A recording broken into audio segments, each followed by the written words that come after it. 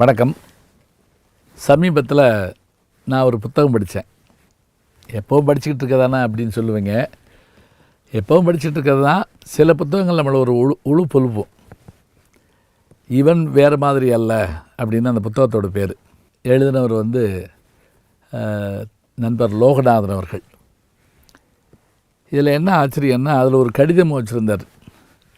என்னை ரொம்ப கவர்ந்தது என்னென்னா, அந்த கடிதத்தில் அவருடைய கட்ட விரல் ரேகை இருந்தது. அப்போ பார்த்த உடனே அதை படிக்கணும் போல் எனக்கு தோணுச்சு. அதை அவர் புத்தகத்துலேயும் பயன்படுத்தியிருந்தார் ஒரு இடத்துல. இந்த புத்தகத்தை நான் ஒரு நாளில் முழுக்க 140 பக்கம்னு வச்சுக்கோங்களேன். கௌரி பதிப்பகம் வெளியீடு, கோயம்புத்தூர். இந்த புத்தகத்தை நான் ஒரு நாளில் முழுக்கவே படித்தேன். ஒரு நாள் முழுக்க படித்தேன்னு சொன்னால் என்னென்னா, படிக்கிற மாதிரியான ஆர்வத்தை அந்த புத்தகம் தூண்டுச்சு. சாதாரணமாக தொடங்கி மிக பயங்கரமான அதிர்ச்சியில் நம்மளை உள்ளாக்கி, பிறகு ஒரு சமநிலைக்கு கொண்டு வந்த மாதிரியான ஒரு நிலை அது. விமானம் ரன்வேல ஓடி மேலே போய் ஒரு பயங்கர ஆபத்தை சந்தித்து திருப்ப ஒரு வழியாக கீழே இறங்குது அப்படிங்கிற மாதிரியான ஒரு அடிவயத்தில் பயம் இருக்குமில்ல, அதெல்லாம் இந்த புத்தகத்தை படித்தப்போ ஏற்பட்டது. நான் இவ்வளோ முன்னுறவு சொன்ன உடனே இது ஏதோ ஒரு மர்ம கதை போல் இருக்குது அப்படின்னு நீங்கள் நினைக்கலாம். இல்லை, அவருடைய வாழ்க்கை வரலாறுங்க. இதில் என்ன பெருசாக சொல்லிட போகிறாருன்னு நம்ம பார்க்குறோம்.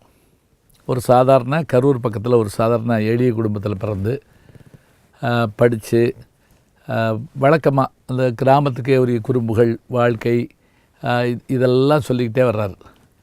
சொல்லிக்கிட்டே வந்தவர் தான் என்ன படிக்கணும்னு விரும்புகிறார் அப்படிங்கிறதையும் சொல்லி ஹோட்டல் மேனேஜ்மெண்ட்டு அந்த இதை படிச்சுட்டு அதில் போய் ஹோட்டலில் சேர்ந்து, அதுவும் இந்த கிச்சனில் வேலை பார்க்கணுங்கிற விருப்பம் அவருக்கு இருக்குது. அதுக்கேற்றபடி 5 ஸ்டார் ஹோட்டல்களில் இவருடைய வாழ்க்கை ஆரம்பித்து உலக புகழ்பெற்ற நட்சத்திர ஹோட்டலான ஓபராய் குழுவினருடைய அந்த ஹோட்டல் ஒன்றில் இவருக்கு வேலை கிடைக்குது ஜெய்ப்பூரில். அப்போ அவர் சொல்ல சொல்ல சொல்ல சொல்ல அந்த அனுபவங்கள் யாவும் நமக்கு ரொம்ப சுவையாக இருக்குது. இவருடைய நண்பர்களோடு சேர்ந்து எப்படி போனார், அங்கே எப்படி வேலைக்கு சேர்ந்தார், அதை பார்த்துட்டு வர்றோம். அது இப்படியே போகிறோம். அதில் நடுவில் ஜெய்ப்பூரில் கோடை காலத்தில் ரொம்ப கடுமையாக இருக்குங்கிறதுனால அவங்க ஹோட்டல் மூலமாக காஷ்மீர் பல இதுக்கு அனுப்புகிறாங்க. அப்போ அங்கே இருந்த அந்த அழகுகளையும் அது இவர் வர்ணிக்கிற போது குளிர், வெப்பம், உணவு, பழக்கம் என்று எல்லாத்தையும் பார்க்க நமக்கு நம்ம அப்படியே ட்ராவல் பண்ணிகிட்டே இருக்கோம். ஒரு நல்ல எழுத்தாளருக்குரிய திறத்தோடு அவர் சொல்கிறார். தான் கேட்டது, படித்தது, அனுபவித்தது எல்லாத்தையும் சொல்கிறார். சொல்கிறப்பவே உண்மை ரொம்ப பயங்கரமானதுங்கிறத சொல்கிறார். இப்போ தான் நம்ம இது வரைக்கும் படிச்சிட்டோம். இனி தான் நம்ம பார்க்க போகிறோம். என்ன அப்படின்னா, 4 பேர் பைக்கில் நின்றுட்டுருக்காங்க. அப்போ வேகமாக ஒரு வேன் 4ஐயும் தள்ளி விட்டு போயிடுது. அவங்களுக்கெல்லாம் ரொம்ப அடி, இவருக்கு அடி இல்லை. உடனே இவருக்கு அடி இல்லையேன்னு நினச்சா இவர் வாழ்க்கையவே புரட்டி போட்டுருந்தது. கழுத்துக்கு கீழே இயங்காதாங்க. கழுத்து எலும்பு ஒழிஞ்சு போச்சு. மண்டையில் ஓட்டை போட்டு அதை பின் முதுகெலும்பு வழியாக சேர்த்து பிடிச்சிருக்காங்க. எங்கே? ஜெய்ப்பூரில். அங்கே என்ன கஷ்டப்பட்டோம், நண்பர்கள் எப்படி உதவுனாங்க, பிறகு வேலூருக்கு சிஎம்சிக்கு வந்த பிறகு எப்படி அவர் பராமரிக்கப்பட்டார். சுண்டு விரலில் கூட அசைக்க முடியாது. அதுதான் ஆச்சரியம். உலக புகழ் பெற்ற இயற்பியல் அறிஞர் ஸ்டீவன் ஹாக்கிங்ஸ் பற்றி படிச்சிருப்போம். அவர் புருவத்தை மட்டுமே அசைக்க முடியுமா, அதை வச்சுட்டு தான் எல்லாம் செஞ்சாராம். இவரை பொறுத்த மட்டும் ஒரு விரல் தான் அசைக்க முடியுமா. இரவெல்லாம் புரண்டு படுக்கணும்னா கூட அவங்க தாய் புரட்டி விட்டால் தான் உண்டான். அப்போ மற்ற செயல்கள்லாம் எப்படி செய்ய முடியும் பாருங்கள். எல்லாமே படுக்கையில் தான். இந்த மாதிரியாக ஒரு வாழ்க்கை அவருக்கு கிடைச்ச ஒரு அனுபவத்தை சொல்கிறப்ப நம்மளும் சேர்ந்து நடுங்கி போகிறோங்க. தலைவலி வந்தால் வருத்தப்படுறேன், காய்ச்சல் வந்தால் வருத்தப்படுறேன், என்ன கடவுளே எனக்கு மாத்திரம் இப்படி வந்துருச்சு அப்படிலாம் சொல்கிறோம். ஆனால் அதுக்கு பிறகு அவர் பட்டப்பாடு, குடும்பத்தில் ஏற்பட்ட கஷ்டங்கள், வருமான குறைவு எவ்வளவோ இருந்தது. ஆனால் ஒப்ராய் ஹோட்டலுடைய அந்த தலைவரும் மற்ற நண்பர்களும் சேர்ந்து அவருக்கு செஞ்ச உதவிகள் அப்படிப்பட்டதாக இருக்குது. அப்புறமும் என்ன செய்கிறாரு, படுக்கையில் படுத்துக்கிட்டே படிக்க முயற்சி பண்ணுறாரு. பல்கலைக்கழகங்களில் அவர் படிக்கிறதுக்கு அஞ்சல் வழியில் எடுத்துக்கிட்ட முயற்சியும் பட்ட பாடு இருக்கு பாருங்கள். அவர் சொல்ல சொல்ல நமக்கு கண்ணீர் வருதுங்க. அப்படியே நீங்கள் மாற்றுத்திறனாளி தானே அப்படின்னு ஒரு வார்த்தை கேட்குறாங்களாம். ஆனால் அவங்களுக்கு இவர் யார் என்னன்னே தெரியலங்க. அதோடு போய் பரீட்சை எழுதி பட்டம் வாங்கி திரும்ப அவங்களுடைய கம்பெனிலேயே முதலாளிகிட்ட பேசி பணியாற்றிக்கிட்டு வருமானத்தை உருவாக்கிட்டு வாழ்க்கையை ஓட்டிக்கிட்டு இருக்கேன் அப்படின்னு அவர் சொல்கிற போது, இதை நீங்கள் எதிர்பார்க்கல அப்படிங்கிறப்பவே நம்ம கொஞ்சம் அதிர்ந்து போகிறோம்.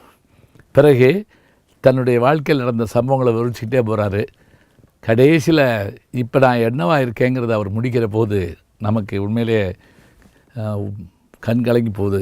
எனக்கு மட்டும் ஏன் இப்படி நடக்குது அப்படின்னு எல்லோரும் கேட்போம்ல. நம்ம கேட்குறதுக்கு அவர் கேட்குறதுக்கு வித்தியாசம் இருக்குங்க. ஆனாலும் கூட இந்த மனிதனுடைய வாழ்க்கை வெற்றி பெற வேண்டும் என்று நினைக்கின்ற எவரும் எதுவும் தடையாகாது என்பது தான் உண்மை. கழுத்து கீழே உடம்பே இயங்க முடியாதுன்னு சொன்னால் அப்படிப்பட்ட ஒரு மனிதர் எப்படி தன்னுடைய சாதனைகளை செய்து காட்டியிருக்கிறார். திரும்பவும் வேலைக்கு போகிற மாதிரி உட்கார்ந்த இடத்துலையே அந்த நாற்காலியில் வச்சுக்கிட்டே அவர் என்னென்ன செய்ய முடியுமோ அதை செஞ்சிட்ருக்காருன்னு சொன்னால், வெற்றி பெற்ற மனிதர்களை பற்றி அயல் நாடுகளில் புத்தகங்களில் வரலாற்றில் புராணங்களில் இதிகாசங்களில் படிக்கிறோம். இதோ நம் கண் முன்னே ஒரு மனிதன். லோகநாதன், உங்களுக்கு வாழ்த்துக்கள். இந்த இதை கேட்டுக்கிட்டு இருக்கக்கூடிய இளைஞர்கள் எல்லா அங்கங்களும் இயல்பாக இருக்கும்போது சாதித்து காட்ட வேண்டிய செயல்பாடுகளை சாதித்து காட்டுங்கள். ஏனென்றால் எந்த செயலும் எப்போது நிகழலாம், நிகழ்ந்துவிட்டால் அதற்காக தயங்கி நிற்கக்கூடாது. தடைக்கற்கள் வரும், அதை எடைக்கற்களாக ஏறி செல்லும் படிக்கற்களாக மாற்றிக்கொள்ள வேண்டும் என்பதற்கு இவருடைய வாழ்க்கை ஒரு எடுத்துக்காட்டு. புத்தகத்தில் கொஞ்சம் பகுதி தாங்க சொல்லியிருக்கேன், படித்து பாருங்கள். இது புத்தக விற்பனைக்காக நான் சொல்லலை, ஆனால் அவருடைய அந்த உள்ள திண்மைக்காக சொல்கிறேன். அந்த திண்மையே அவருடைய வெற்றிக்கு காரணம். மீண்டும் லோகநாதனை வாழ்த்துகிறேன். நல்ல செய்திகளை நாளும் சிந்திப்போம், நாளை சந்திப்போம். அன்பிற்கினிய யூடியூப் நேயர்களே, நீங்கள் என்னோடு இன்னும் நெருக்கமாக தொடர்ந்து வர வேண்டும் என்று சொன்னால் இன்ஸ்டாகிராம், ட்விட்டர் போன்ற பதிவுகள்லையும் என்னை நீங்கள் தொடருங்க. பின்தொடர்ந்து வாருங்கள். நாம் எல்லோரும் முன்தொடர்ந்து செல்வோம்.